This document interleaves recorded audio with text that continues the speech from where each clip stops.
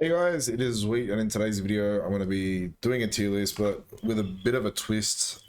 So in this tier list, I'm going to be telling you how to win as each class and a little bit on how to beat them. So I'll try and make it brief. This might be a very long video. So starting off first, we have our warriors, which are going to be sitting in our S tier. So S tier for me is going to be something that is a extremely solid pick, has very little downside, and in some cases maybe a little bit overpowered, in some cases pretty balanced. So warrior, in my opinion, is fairly balanced. They have situations where they're outrageous, but for the most part they are pretty balanced and a great pick for solo shuffle. So the best thing to do if you're a warrior is pretty much just press W, but be mindful of the fact that you can be quite squishy if you're overextending. You need to be mindful of your healers CDs. Apart from that, if you can more or less stay alive, you are going to win. No shit, right? If you are versing warriors, some things that you can do is try and save some cooldowns for after the swords. Keep in mind that if you disarm the warrior, they cannot use their main defensive ability, which I don't know what it's called. I think it's called retaliation, or it used to be called retaliation. But warriors are extremely strong, and if you disarm them, they really can't do a whole lot. So when they pop avatar, try and get those that warrior disarmed ASAP or into some CC. Next up, we have Asteroids, which are going to sit in the S tier. In my opinion, there's a lot of hate on Asteroids right now. I don't think they're all that bad, and I think there are so many ways to counter them.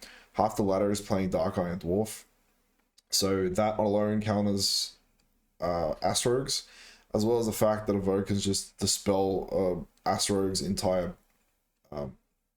burst. Pallies can pop it. Like, there are so many ways to counter Asteroids. I don't think they're all that bad. I think they're extremely squishy. And a good alternative as well, if you're someone who's playing Feral and not too happy about the changes, I think Asteroids are a very good substitute. It's more or less the same class. Very subtle changes between the two. So if you're an Assas Rogue, you need to be focusing on trying to get as many saps out at the start of the game as possible. You need to be getting your blinds off the end of those saps. You need to be watching your DRs for kidney. So one thing that I see so many rogues doing wrong is thinking that as soon as when kidney shot comes off cooldown, you are good to use it. No. If you wait for the DR to finish, you will get a full kidney every time. It's like an extra 3 seconds.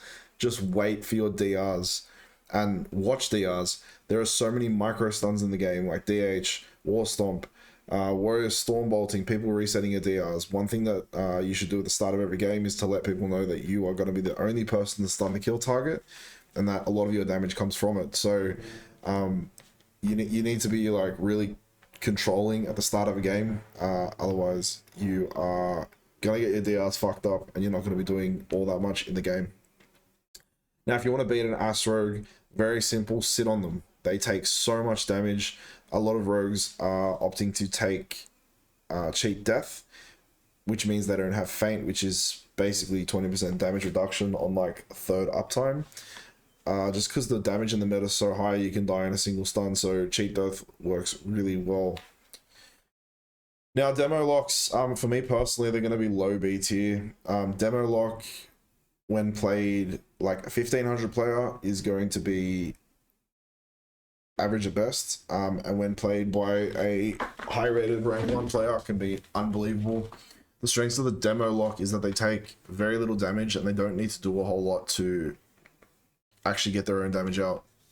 A lot of it's pet based, and some things so let's talk about their damage. So a lot of the damage comes from the Nether Portal. So Nether Portal will basically summon this Pit Lord thing, and the more soul shards they use, the more damage that it does. So if you're sitting on them and locking them down, and they're not getting their shards out, then they will not have a whole lot of damage, and it's just basically going to be their pets auto attacking you. Now, as a warlock, if you were trying to win games in solo shuffle, you really want to be, if you're the target, you really want to be using your ports effectively, your gateway effectively, and always being in line of your healer. If you're not the target, you want to be always be pushing in between the enemy healer and the enemy DPS, and getting as many fears off and being as disruptive as possible. It's just so valuable for you to be getting those fears on the healer, and if you're not doing it, then you're leaving a lot on the table.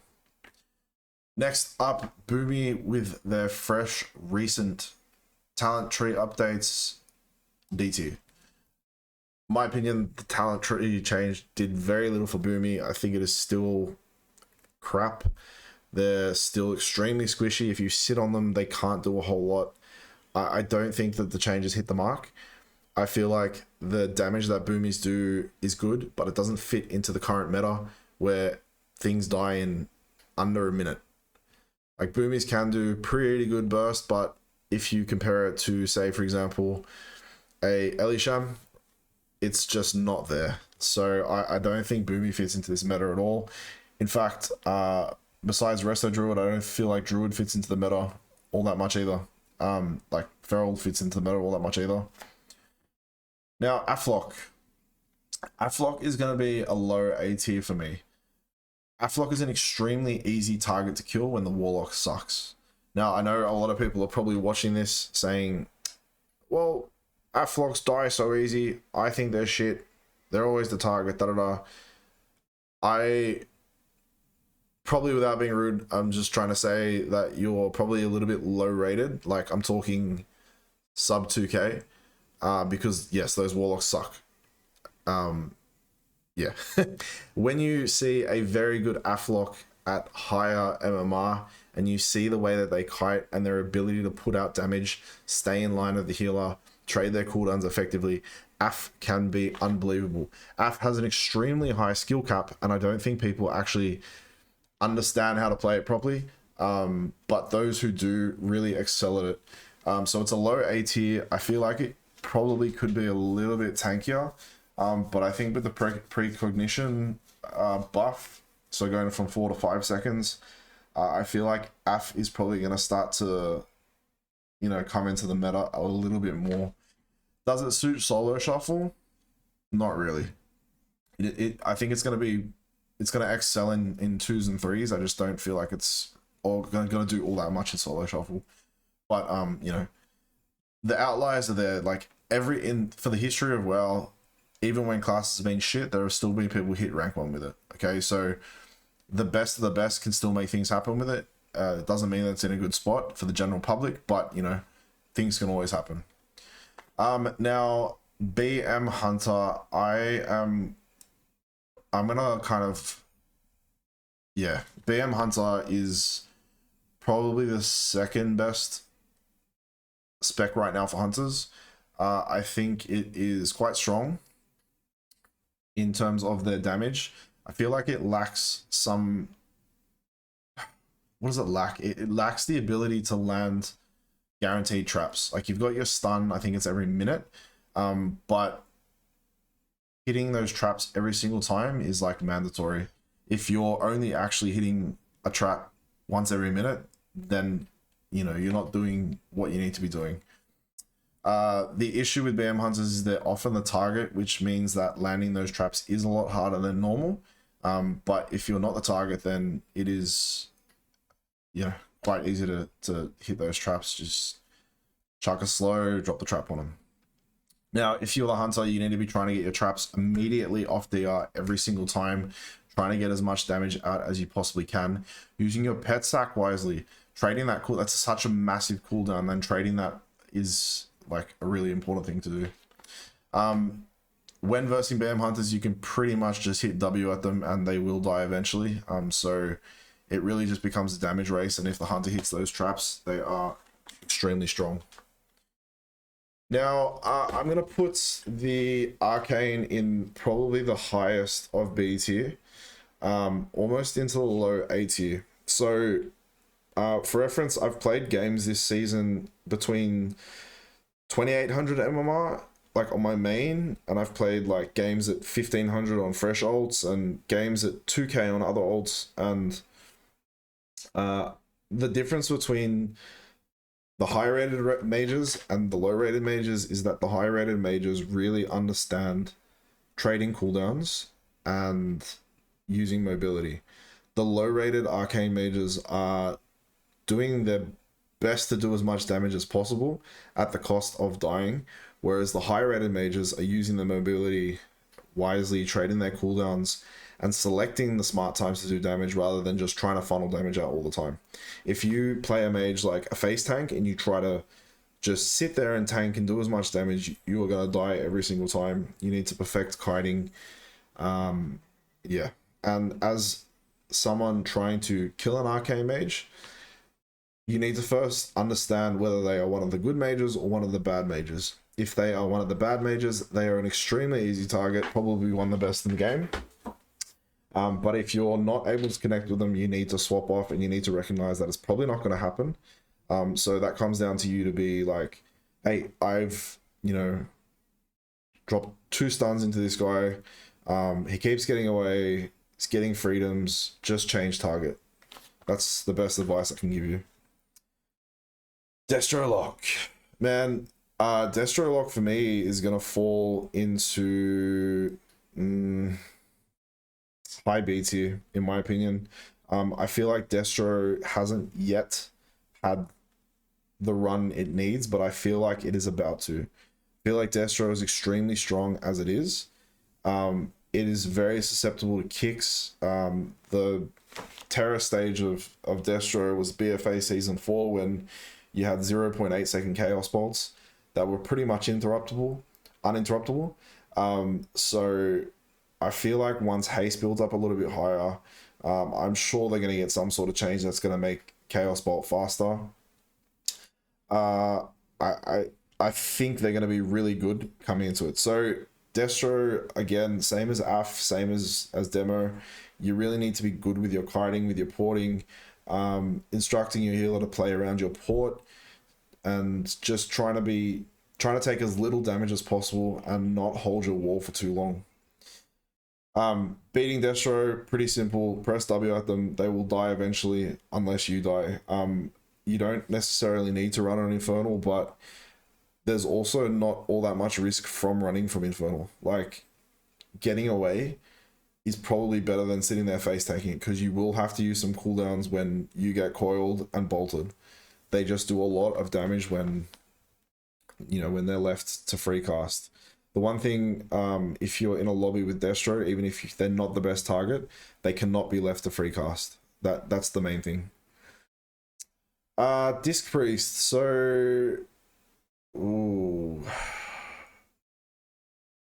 Disc Priest has just had some recent buffs, and I feel like Disc Priest falls into the A tier.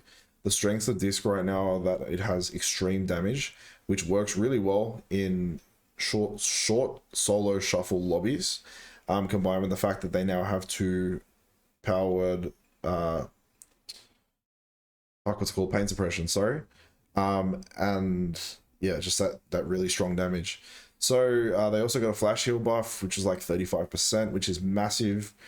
And you don't have to, actually you do have to take ultimate radiance, but the ultimate radiance gives you like 10% more healing. So strongest heal, extra healing on top of that, really, really good.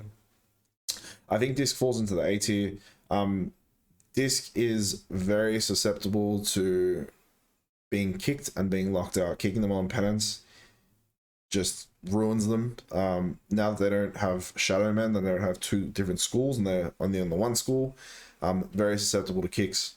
Just kick them and try and keep them CC'd as much as possible. Even little micro stuns can be very disruptive for Discs.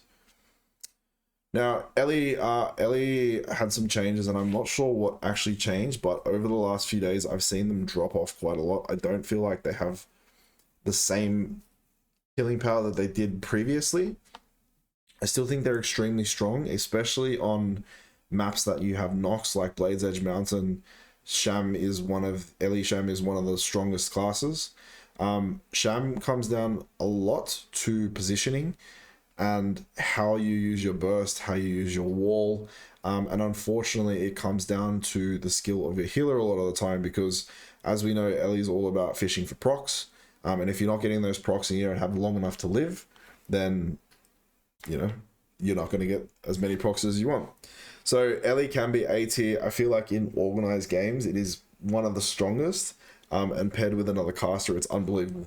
I don't feel like, you know, melee and sham is as strong as the double caster, and I can see Destro Ellie becoming a real big problem on the 3v3 ladder if the 3v3 ladder existed.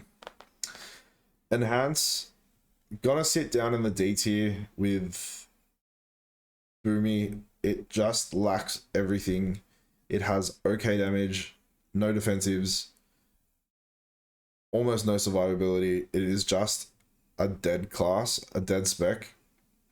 And if you still play Enhance, I think you're a trooper. You are a hero of the people, and thank you for queuing up and being our target. I'm gonna say Feral for last.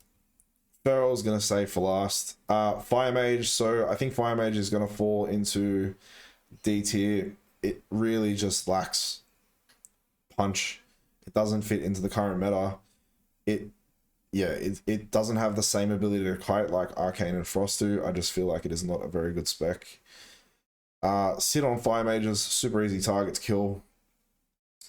And especially with how many discs are now playing in solo shuffle, Fire Mage is it's not doing too well. For me, I feel like Frost sits in the high B tier. Frost can be very destructive. The two things you need to watch out for are Mage's mobility and kiting, their ability to kite. A really good mage will kite you forever, which makes it extremely hard to kill them. But they also have abilities that you just can't ignore. So like Glacial Spike does so much damage that you can't really ignore them. So you need to work out a plan with your teammate before the solo shuffle starts. You know, if this mage is great and kites us forever, how are we going to stop these glacials? Do we need to stop the glacials? Is it going to be a really short game? Are we versing like an enhance or a ret or a boomy? Like, yeah, you really need to be making sure that you're stopping those glacials. Frost DK for me is going to fall into the C tier, along with BM Hunters. They're playable, but you know, it's not the best spec of the class, and I don't know what they need, but I do know that Chill Streak needs to be nerfed. Fury Warrior, I think strong B tier, probably in the middle of the B tier. Not as good as Arms. Really no reason to take it over Arms. The self-healing is a little bit better than the Arms Warrior, but yeah, really like it doesn't do all that much better. There's really nothing that Fury brings to the table over Arms. It's just preference. If you like playing Fury, you can do really well. Probably just not as well as you would with Arms. DH is going to come into the S tier. I don't believe DH is OP in the slightest anymore. I feel like it is a really good class, well balanced, well designed, and I feel like it does the job that it intends to do.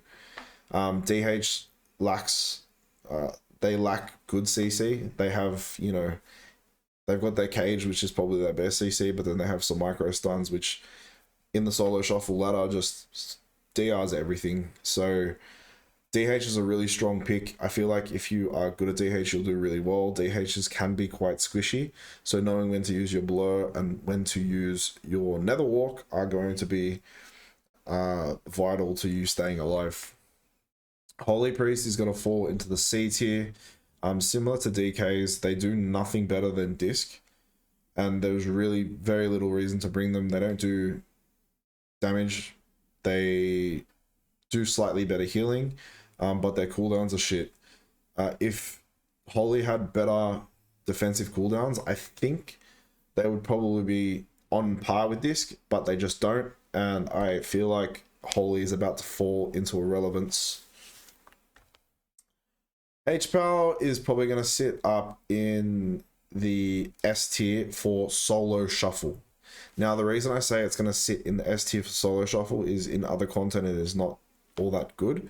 However, in solo shuffle where the games are super short and melee wings last for 30 seconds, H-Power can be an extremely effective healer. I think it is one of the best. It has, you know, the 2 bops, it's got bubble, it has sack, it has really good defensive cooldowns, and with the Asteroid meta currently, you know, being able to bop off a whole rogue's burst is pretty crazy. Marks Hunters fall down to the F tier along with the bin tier tanks. The deletion of double tap has really ruined the class, and yeah, don't log on your Marks Hunter. Mistweaver Monk is gonna fall into the C tier with Holy. I feel like Mistweaver could go all the way up here into the S tier with one simple change, and that is that Fist Weaving is a smart heal and basically heals the lowest person and doesn't heal pets when they don't need it and things like that. But it doesn't currently. They have good mobility, shit defensives. They got one Cocoon, which is probably the best defensive cooldown in the game, but it's on quite a long cooldown for, you know, when you need it. And their healing output is largely dependent on channeling Soothing Mist and casting Vivifies into it. So, you know, druids can get away with not casting at all. Whereas when you're sitting there potentially getting kicked for 6 seconds and all your spells being on the same school, it really kind of screws you over. Now, Outlaw Rogue, probably going to sit in the C tier. Not too bad. Like, you can play Outlaw if you really like Outlaw, but it's not going to be as good as Ass, and it's not even going to be as good as Sub, which Sub is not even that great. The strengths of Outlaw is that it has a shorter blind cooldown, so I think it's 1:30, which puts it off timer with the trinkets. So if you are playing Outlaw Rogue and you can last that second blind, you can pretty much guarantee a kill, and that is the biggest strength of Outlaw. Apart from that, damage isn't as good as Ass, the utility is not as good as Ass. It really just, yeah, it doesn't kind of hit the mark, so that's why I've put it in the C tier. Bot Warrior, you can go back and do a fucking Mythic 14. If I ever see you in Arena, I'm gonna AFK. I'm gonna AFK when I'm on your team, every time. Resto Druid, I still feel like it falls into the S tier. It had some nerfs in the patch, but it hasn't really changed all that much. Resto Druid is still extremely strong. They're having crazy mobility. They have really good CC. They have really good throughput. Okay defensives. Their biggest defensive is how much they can heal. And I think the fact that they're able to avoid polys and traps and hexes, when a lot of the ladder is actually Ellie's, being able to avoid those hexes is massive, and being able to dispel those hexes is really big too. With the fact that most people are melee, having the AoE roots is a massive one, and I think Resto Druid fits really, really well into this meta. Resto Sham, I honestly feel like Resto Shams played really well. I'm gonna fall into kind of the low A, high B tier. I'll put it high B tier so I don't get flamed, but I do think Resto Shams played really well. Unbelievable. They have so much utility, and if people stand in the Earthen Wall Totem, one of the best healers. The issue with Resto Shams is, one, that the Healing Tide is so easily killed, and two, it relies on people standing in Earthen Wall Totem, which they don't do. So if people did those things, Resto Sham would probably be up in the high A tier. The fact that they have the range kick, they can ground, Sky Fury, really, really good healer in the right hands. Now, Ret Pally, just today has been announced that it is going to have a major rework. They had a massive damage buff, and for about a week and a half, they were blowing everything up. I feel like now they fall into the middle B tier.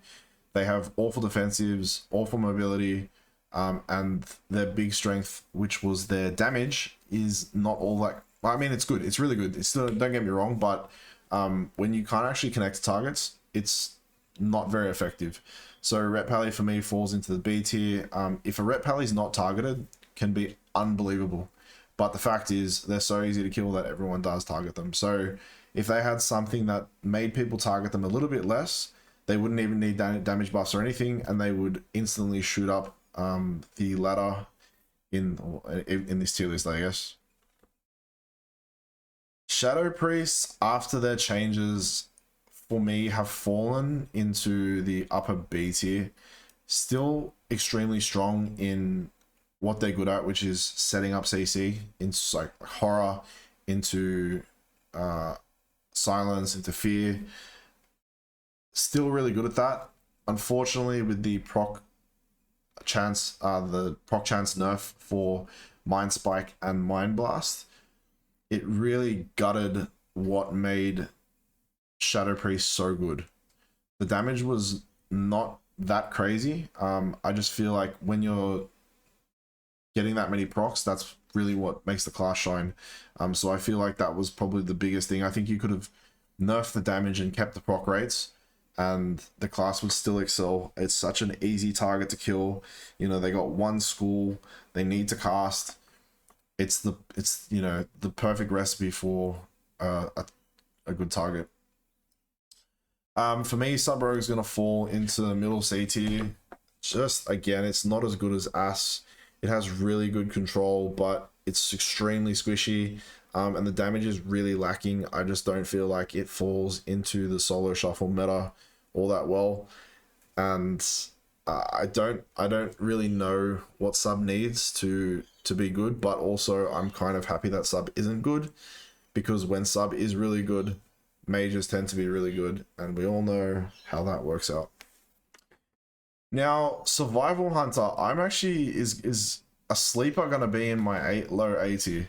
Reason being is Survival Hunters have a few strengths. The first one is that they can land guaranteed traps with Spear, and the second thing is that they have Mending Bandage, which destroys Feral and it destroys Asa. Now, when a rogue uses Deathmark and all their bleeds, they can do one tick of the Mending Bandage and remove the entire burst. So basically, that is why they fall so high into this tier list. Now, Unholy DK for me is still going to sit in the A tier. Still really, really strong damage. I feel like the nerfs that they received recently, you know, took a little bit off the top, but I still feel like they're really strong. I feel like they're a balanced class, and I honestly, I'm happy with where they're at. I wouldn't really, I don't think they need any changes. As a DK to excel, you really just need to be getting those grips on the healer, being as disruptive as possible, just, you know, doing as much damage as possible. This is a tank that's going to go F tier in the bin. Windwalker for me is going to sit in the low B tier. Amazing damage. I don't think they have enough. They're just too squishy. That's the reality of it. It's just so squishy that it's not very effective. And finally, we have Feral Druids. So Feral Druids, I'm going to sit in the middle B tier. Still okay. Obviously lacking consistent CC. We need Cyclone as a baseline. If Feral Druid had Cyclone, even if it was, you know, with these major damage nerfs, I still think it would be a formidable class. I just feel like it doesn't have the CC, it doesn't really have the damage, it doesn't really have defensives. Like, what does it have? So, you know, I hope there's a rework coming soon. I don't want to be OP at all. I want to stay under the radar, and I just want to be good. That's all I want. So guys, that's my tier list for the current meta in solo shuffle as of the 28th of January. If you have any questions, let me know. Thanks for watching.